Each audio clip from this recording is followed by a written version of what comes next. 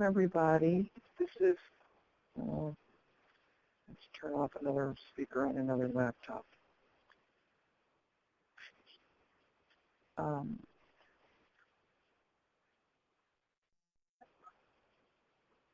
Good afternoon, everybody. This is Dee with Illinois WorkNet, and I've got Olivia Grisham on the call with me, and we have Natasha Telger in the background. I don't anticipate that she'll talk, but we're all here, and if you have not already had a chance to check in, please do so. I know that everybody from Safe Haven will not be on the call today, and Tammy will not be on the call today as she is with Safe Haven. So what we want to do to get started today is go over any updates that we have. So Olivia, if you could please do that right now, I would appreciate it. So we have a couple new updates that have been made available. We've went over a lot of them in our previous webinars, but now they have been made available to all of you guys to access. So some of our new updates, the reports, the CBOs now have access to the training program report and the CBO enrolled and referred report. For our progress page, we have some updates and the fact that we have included an exempt status for customers who may be exempt by DHS. We also have a retention-only services option added in the training program enrollment section. This is for customers who find employment before completing training, and you are working with them in retention-only services. They have, for this, they would have had to have found the job without the training or help from the CBO. They may come to you from the first or second day and already have a job, and they would be put in retention-only services because we still want you to follow up with them and make sure they continue to keep that job, and if they lose that job for any reason, then they can come back and continue to participate in EPIC. We also have an update in the intake activities and the invite process. You now have the ability to select morning or afternoon when re-inviting customers. And the payroll and payroll management tabs have been pushed to production, and you can now access those in your agencies tab. In the chat pod, I am putting a link to our Illinois WorkNet EPIC Partners update page. Anytime we have updates, I will publish those updates on this page. And I try to include links to webinars and instruction guides that we have that go over those specific updates. So if you go to the updates page today, you will see that there is a webinar and instruction guide for the exempt status, the retention-only services, and the payroll guide. So if you have any questions on how to use those or anything like that, you can either check out the webinar or read the instruction guide. Those are our new updates that came out yesterday. Another thing that I wanted to talk about is we had a couple CBOs report having some issues with the 2151A. We are having our programmers look into this, and we hope this issue is resolved quickly. So we will send out an update with that as soon as we know anything about that. And that is all I have for updates. Oh, and in the file pod, you can look through that, and I have included the worksite placement and payroll document along with the exempt and retention-only services document. So you can have those to use. You can download those and save those so you can use those when working with customers if you run into any problems. But Dee, that is all I have on the updates unless anybody has any questions about anything. I don't see any questions about that. What we do have is in the pod, in the webinar, we do have somebody who has a question about the progress page. So if you can type your question about the progress page into the chat pod, I would appreciate that, and we can get that answered for you. And while we're waiting for that, we can also, if you have the question about enrollment, there's 3 people that have questions about enrollment. So if you want to type those questions in there as well, we would appreciate those. And again, if you haven't checked in already, please do that. I'm going to,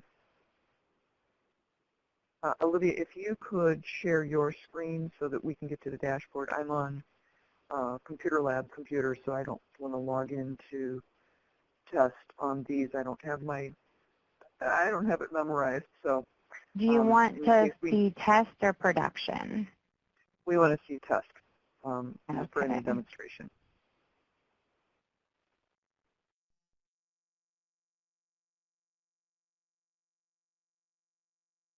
And we're waiting for the questions to be typed. Okay. Oh, we do have, D'Amico, what agency are you with?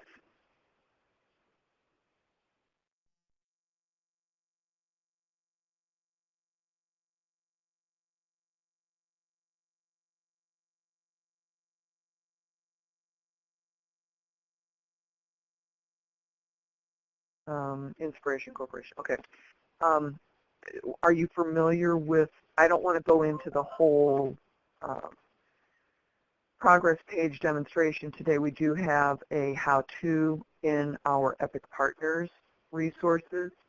So if you could access the partner resources, we can go through, you can go through the how-to videos and you can go through the directions on the how-to, and you can also go back through the other webinars that we've done, and it has the information in there when we covered different demonstrations. As you can see on Olivia's screen right there, it shows you what the agenda was. So all you have to do is filter through the agenda, watch that particular webinar. Is that okay? And then if you still have questions, we can take care of something one-on-one if we need to. Okay, Mary Beth asks, I know this is back to basics, but we are still struggling with the 48-hour engagement window. Can you clarify again when that 48-hour window starts from initial admissions appointment?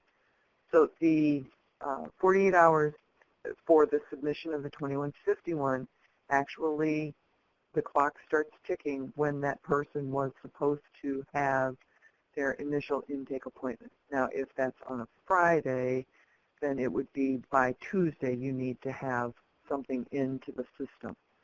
If you can at least say that the customer attended the initial intake orientation, you can have a few days to get that eligibility or the enrolled item in there. So if you want to do that, hopefully that answers your question there.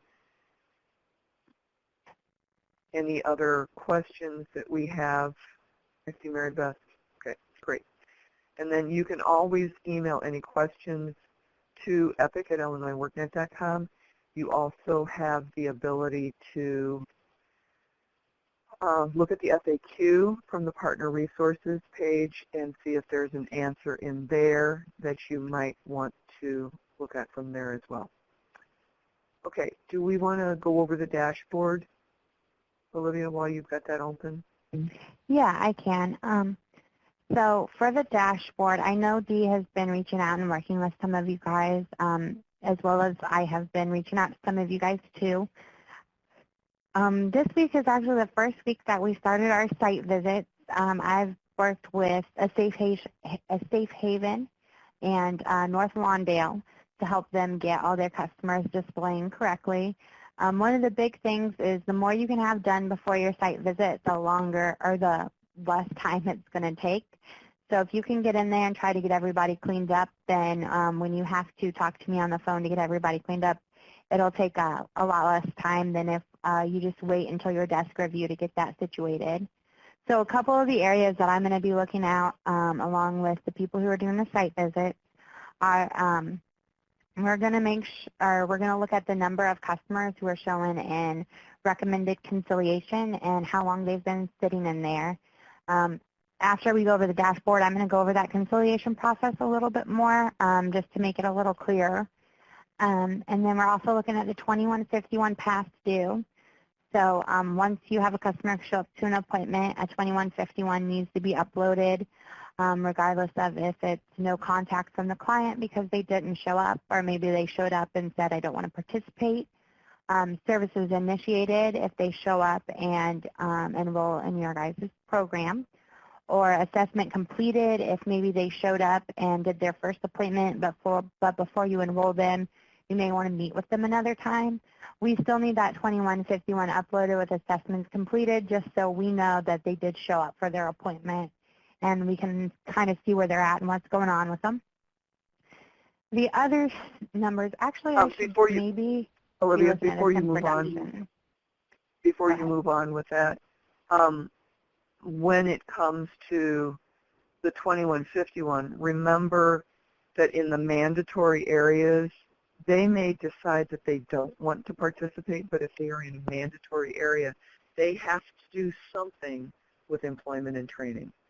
So it's either that or they get shipped back to the DHS office and told that they have to do earn fare or work first. So correct, and that's kind of what, and that's what I was referring to. If your customer comes in and they're like, I do not want to participate in this program, I'm not going to do it, you still need to upload no contact from the client on the 2151, because whenever you upload the 2151 with no contact from the client, it's going to trigger a notification to be sent to DHS so they know that that client didn't show up, so they can start the conciliation process with them and tell them pretty much exactly what Dee just said. They have to participate in a program. If they don't want to participate in EPIC, then they're going to have to sign up for another one. So they may end up coming back to you after they came and told you they didn't want to participate, after they talked with DHS, or they could just be done and participate in a different program. Sorry for the interruption. Oh, no, you're fine. So I just switched it over. We're looking at production numbers now. So we only have 12 people who are showing as the 2151 past due, so that's not too bad at all. And then so we have 11 people showing as they have had their 2151 uploaded with services initiated, but have not yet been enrolled into the program. Anybody who has their 2151 uploaded with services initiated needs to be enrolled into a program in order to save their spot for that training program. It may not start for a while, but you still need to enroll them in there so they can make sure they have a spot when it does start. The other section is the CBO needs to upload 2151A past due. We have 25 customers who do not have their 2151A for the month of August that you upload at the beginning of September. So we need those 25 customers to get their 2151As. And then the next section is exit status, completed documentation needs uploaded. We have one customer in this section. I think he's been there for a while. So we really need to make sure that we can get the rest of that customer's information uploaded so then they can either show in the green or red of the completed section. So that's all for the intake or enrolled section of the dashboard. Next is the I-STEP section of the dashboard. When I call you for site reviews, the main thing we're going to be looking at is the I-STEP and just making sure that it correlates with your 2151As that you uploaded. So anytime you upload the 2151A with any step, whether it's job retention, job readiness, basic education, you need to also be going into their I-STEP and uploading or adding additional steps to their I-STEP in the 3 different fields: personal development, career planning, academic and technical skills. So their I-STEP should match the 2151A, and if it doesn't, that's something that I'm going to be working with you to make sure that for every customer those match. So for our I-STEP, we do have 83 people who have an occupation, a target occupation selected. That is really good. That's down a little bit from the last couple weeks, but we still have 187 who do not. So if you can go in and get their target occupation selected, that will really help your numbers show, especially when we're doing the site visit desk review portion of it, because that's one of the things I'm going to be going and doing with you guys if you haven't already had that done. And then we also just need to make sure we're going in and have steps identified. 140 people have no career planning steps identified, which most all of your customers will have some sort of career planning step identified. That is the end result of EPIC is to help them get a job. So there should be some career planning going on in there. And then we have 172 people who have no academic or technical training steps identified. We should have academic and technical training steps in there since we are providing them with training programs in order to get a job. So you might not have a lot of people who have personal development steps. That's more for your customers who need like transportation help, maybe need to get some medical insurance or something like that. It's going to be under the personal development, but definitely the career planning and the academic and technical training sections, you should have steps labeled in there. So that's all I have for the ISTEP dashboard, and I want to go over Conciliation, but I want to answer Eric's question first. It says the items on the 2151A do not necessarily direct correspond to ISTEP, or can we get a crosswalk between the two so that we know what ISTEP corresponds to what activities? Some are obvious, but others might be vague. And Dee said, the three key areas are personal development, career planning, and academic or career training. This is what you need to address. So those three areas are Olivia, if you can pull up a 2151A, yeah. Those are the three areas that we need to see. And on the 2151A, it would be job search readiness /readiness is the career planning. The vocational training is, and the basic education items, work experience, self-employment, those are all the career planning or the academic and career training. And then if it's one of the other items like personal development, it would fall under the substance abuse, domestic violence, mental health, other. So everything basically in that left-hand column and in the right-hand column, and then the job retention in the left-hand column is what you need to be filling out for the customers. So Eric, does that solve that for you?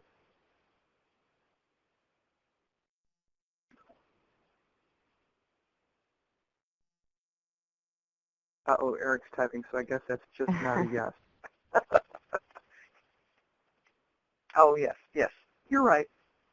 That's good. So, and I'm just going to expand on that just a little bit further. So, like, if in their 2151A, you went in and you checked they had basic education, maybe they were going and getting, like, easel or something like that and doing training for that, then you would go and you would select basic education on their 2151A, and then you would go into their ISTEP and go under academic and technical skills. You would click add an additional step, and then it would be this first one, improve your English and language skills, and you would add that as their step. And then you can go in and edit it. And so if they're taking an easel class, say it started last week, you would mark it as open. You would go in and put their start date, and then if it was recommended or required, and then you would put the end date if you know the end date. If you do not, you can enter the end date after they've completed. And then you would save that, and it would show that they are currently working on this. And now if it was something that they weren't going to be doing for a while, you can leave it as not started. But then you would know this is something that you're going to want to work on them with in this area. And for new customers, whenever you have a new customer come in, it's always a good idea, or you're supposed to be uploading the 2151A with their, like an overview of the areas you want to be working with them in. You can also then go into iStep and make it match your 2151A. So if you checked 3 different areas, then go into iStep and select like all the steps you would like to work with that customer and leave them as not started.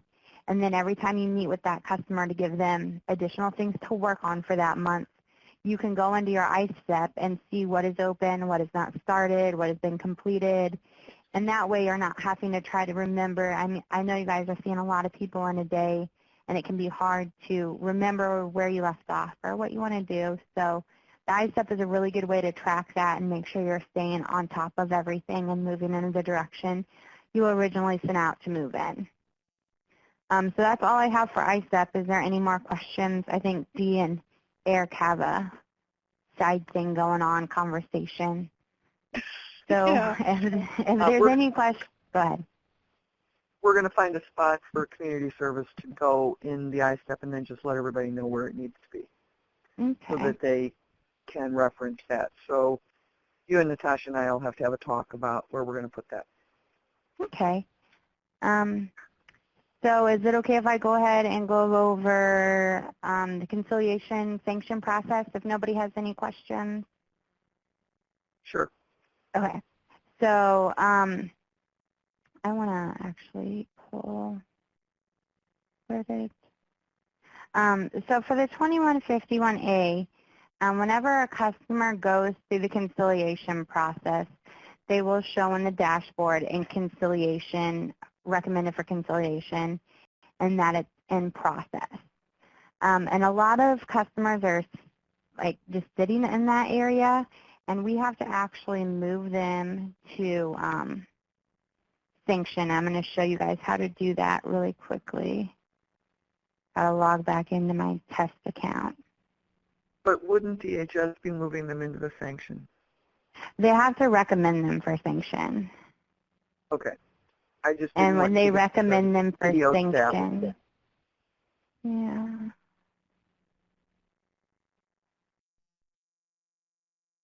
Bear with me just 1 second. Okay, here we go. So if you go into the dashboard and you'll see that you have so many customers recommended for Sanction. So we're going to go into You're actually recommending him for conciliation. Yeah, he's already recommended for conciliation. Okay. So I'm going to recommend him for Sanction. So if you have customers sitting in this section of your dashboard, no contact from customer / recommended for conciliation, you'll go in here. Now, if there are no contacts from customer, if you uploaded the 2151A with no contact from customer because they did not show up to their first appointment, you do not have to do anything with them. If you have a customer who has shown up and then you recommended them for conciliation and went through the conciliation process with them, you will go through conciliation, and then if they do not show up or you cannot agree on terms, you will recommend them for sanction. To do that, you will download the 2151A,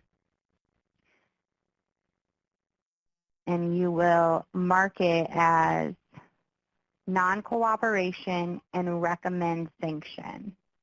And you will save that document. And then you will upload it.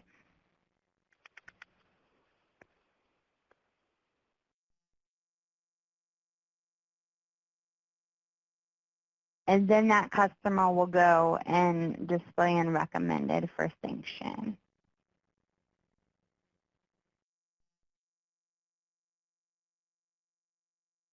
So if we go down to the recommend for sanction, well, he should.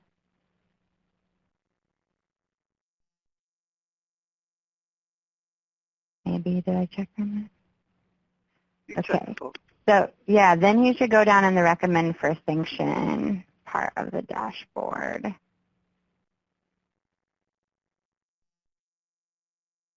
Does that make sense to everybody?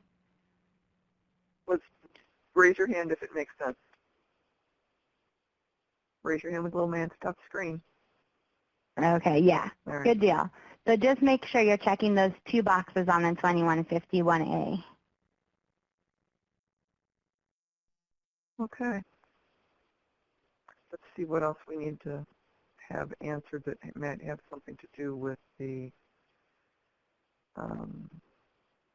dashboard. I want to talk about training programs in just a minute, so I'm going to hold off on answering that one. What is your question about schedule?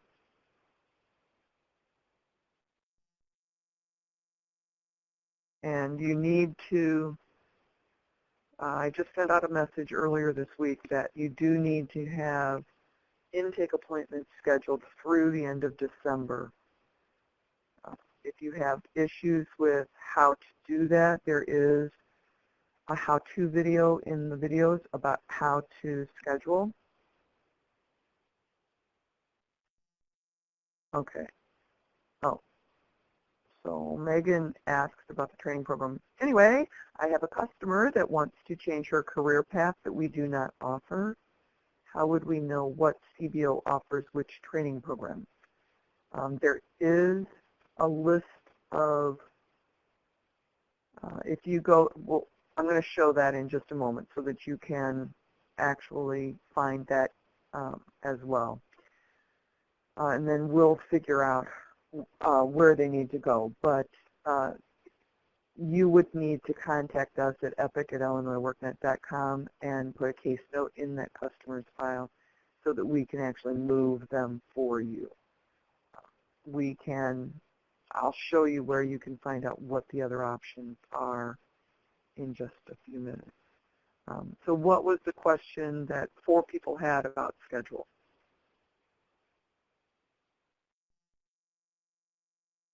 And we won't have any answers for you about financial things because Tammy is not on the call. But you are welcome to send her an email about that. Okay, go ahead, Jonathan, type your question in.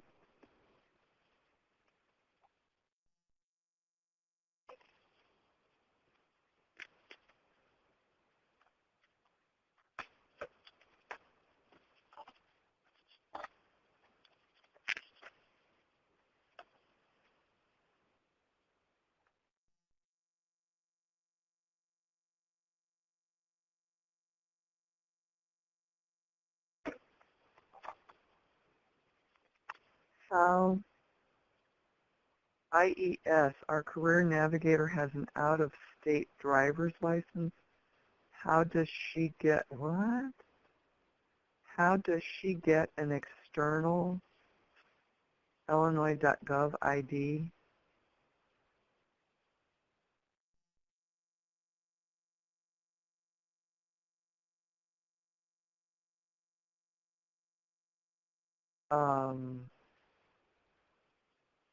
IES is a DHS system.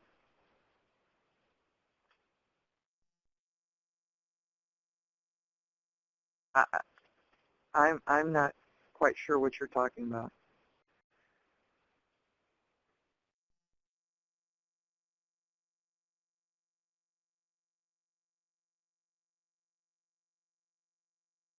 If we need to do that, we will let you know on one of the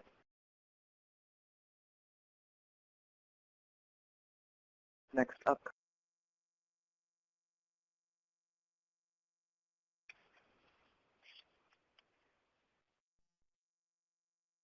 Olivia, are you aware of any of that? Levi's Say with that Department again. of Commerce.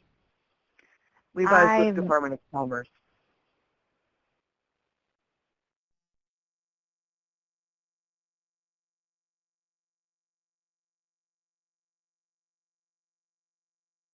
Oh. Yes. Hold off on that because we're not directly accessing the IES system. We're accessing it via Epic. So because you go through Epic to get any information, I don't think that's going to have to happen.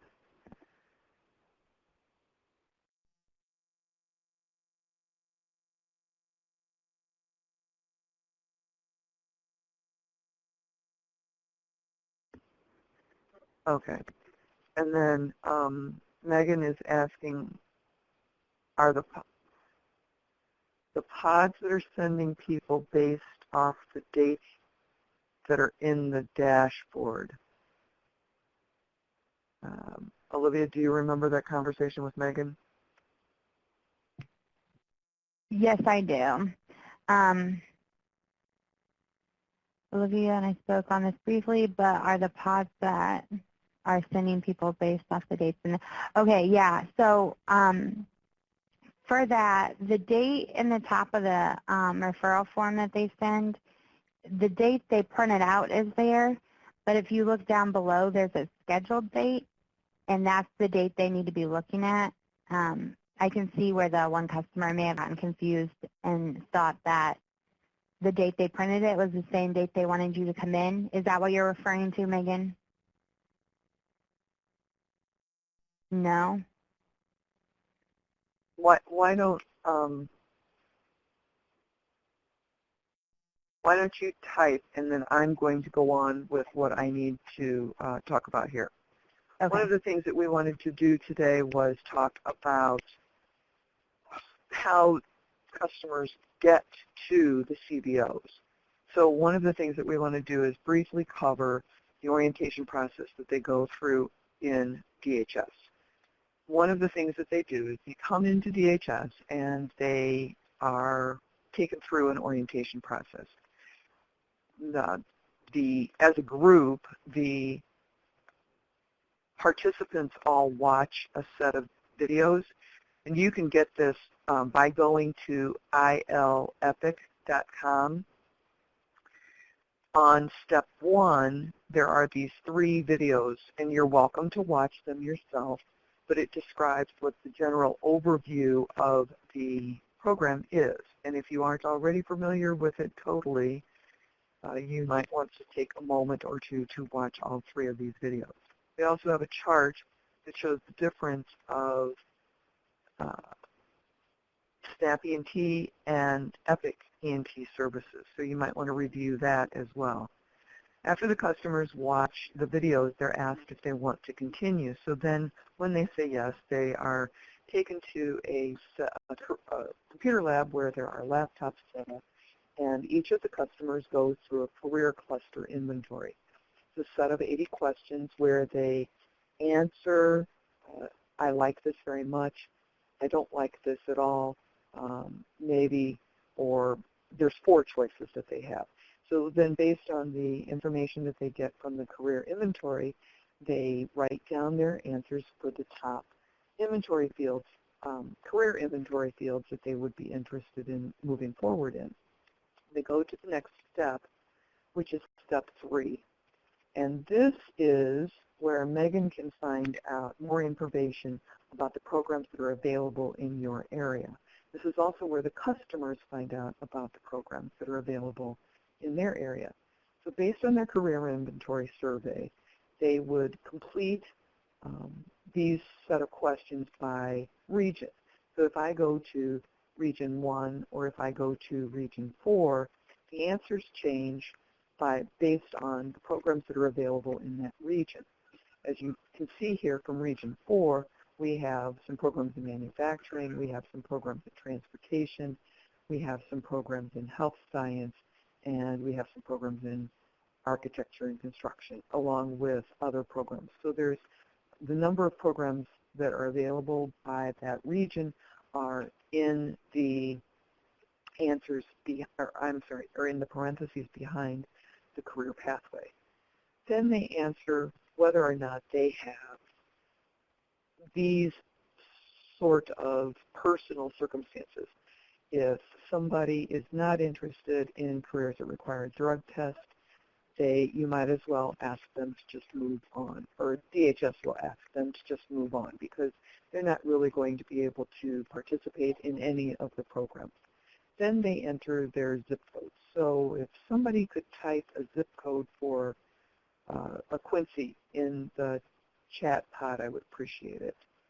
So hopefully we've got somebody from Quincy on the call. and nobody's listening to me, or else nobody's here from Quincy. So let's see, do we have? Thank you. 62301. So 62301. And then I look at a list of programs.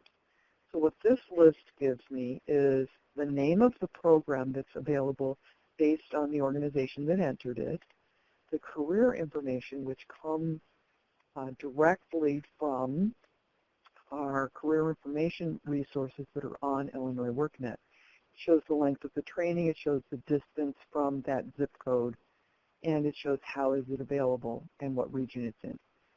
What the customer then does is they take a look at the program information that is available. This is where it's very, very, very important for you as a CBO to have the most complete program information that you can, so that the customer can make an informed decision about what they're going to learn, what they need to do to move forward in this career field. And as Natasha addressed last week, we're going to have some help for the DHS caseworkers so that they can help ask some proper questions of the participants so that they get a better referral to you. But the one thing that you as the CBO need to do is to make sure that you have as much of a description in this training program information as you possibly can. So under the description, you can fill in 2,000 characters. I think that's the limit, or did we open that up? Anyway, 2,000 characters is about 350 words. So you can write several paragraphs of information about what the program entails, what they can expect to achieve once they complete the program.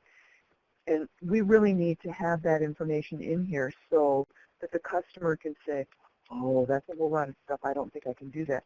Or, wow, that's exciting, I really want to do this. They have the ability to print off this information, and then they also write down the program information on their sheet that they have in orientation so that they can complete that information on the application. Once they have done the career research information, then they move on to step 4 to go through the application. On the application, they complete the 3 career pathways that they're most interested in. They fill out some personal information, including address and what kind of personal circumstances they might have. Like maybe they have a background issue, or maybe they cannot currently pass a drug test, but they're willing to make changes. So those are the things that they have to do on the front end before they even meet with a case manager to understand the program. So that not only does the training provider information show up on this screen on step 3, that same information shows up for the caseworker, so that the caseworker can then review this information with the customer based on the selections that they're making. That's why we want you to have as much possible information in your training programs as you can put without identifying your organization, because on the public website, we do not identify the organizations. That only comes when they are actually sitting with a caseworker in front of the computer when they're actually doing the eligibility review and the random assignment. Does anybody have any questions about this process right now?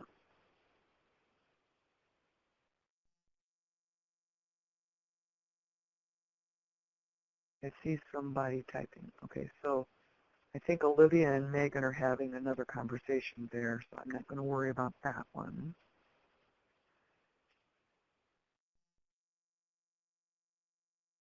Where do we go to input information? Okay, so for your program information, Olivia, I'm going to ask you to bring your screen back up because I'm on these public computers.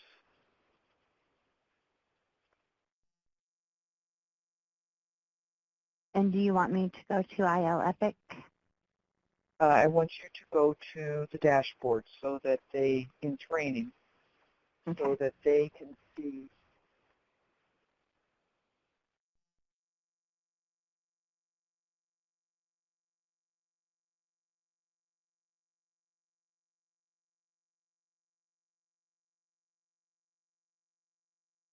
So under resources in the top menu,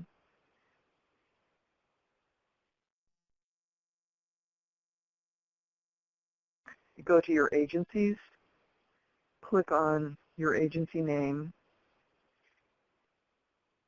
and then go to training programs and edit your program.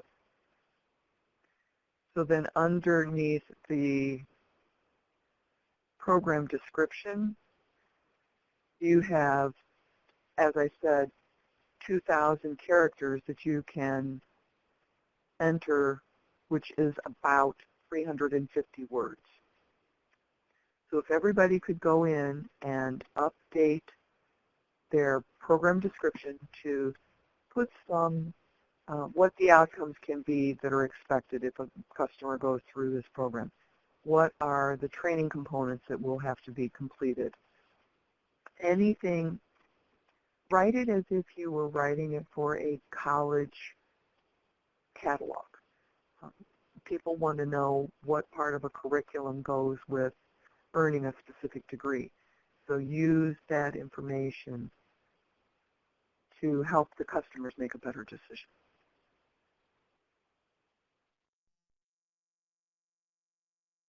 All right. Does anybody have any questions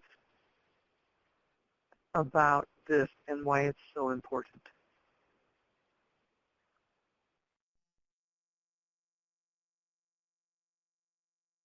Nope, I don't see anybody typing. Okay. So let's leave your screen open, Olivia, but I'm working off of 2 different laptops and I've got 2 different mouses. I'm really confused right now. Okay, so do we have any other questions about schedule?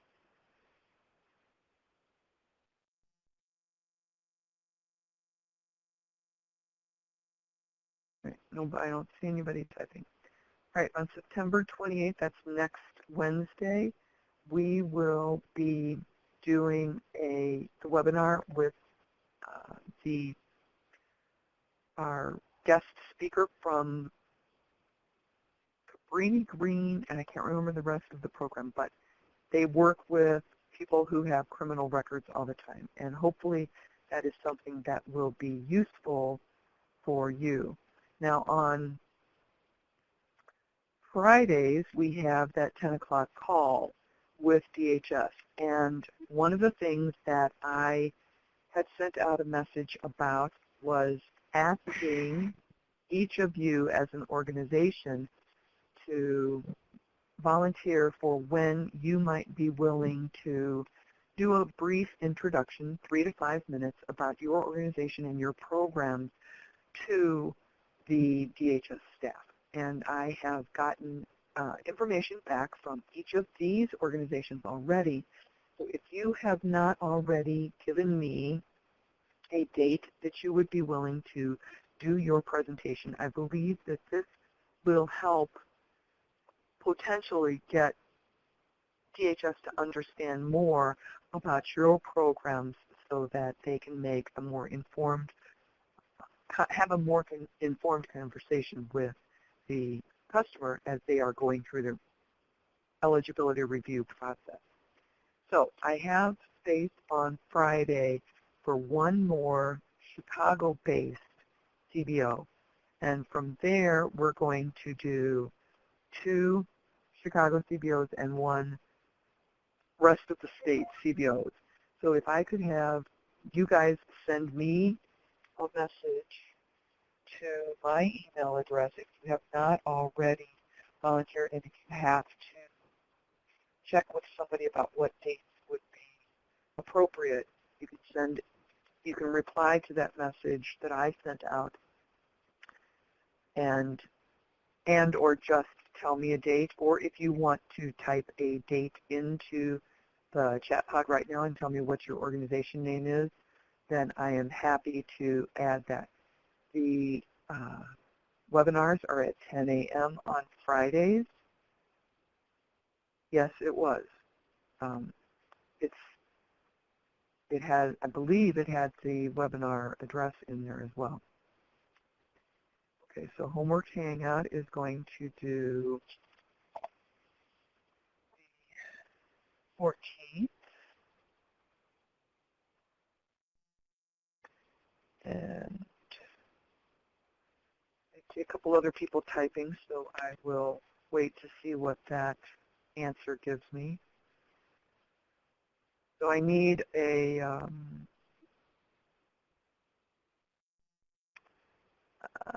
I've already got 2 Chicago organizations on the 30th and the 7th. So if I don't get any other volunteers,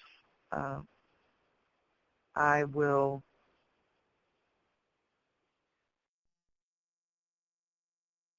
Mike, I understand because you only have one CBO in your area with the DHS office. So I can see where you might not want to do that.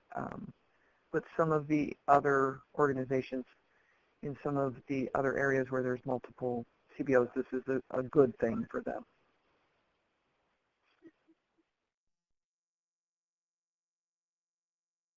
And what we'll do is if we, okay, great, Megan, thank you.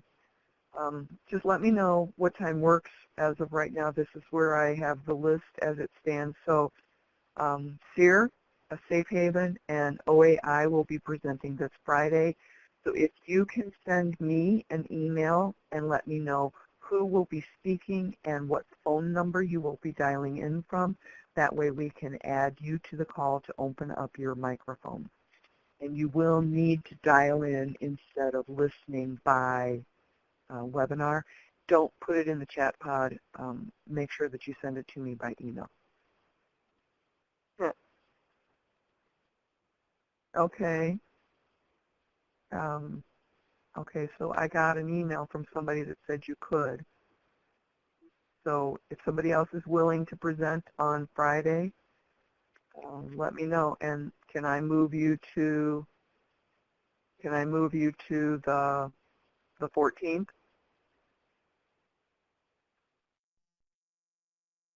Oh, sorry. Okay. All right, we'll put you in on the 30th.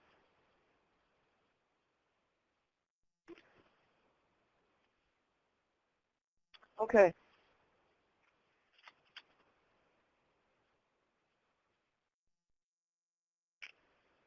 Okay. We'll leave you on the 30th. Okay. All right. I don't have anything else. Olivia, do you have anything else? Nope. Okay.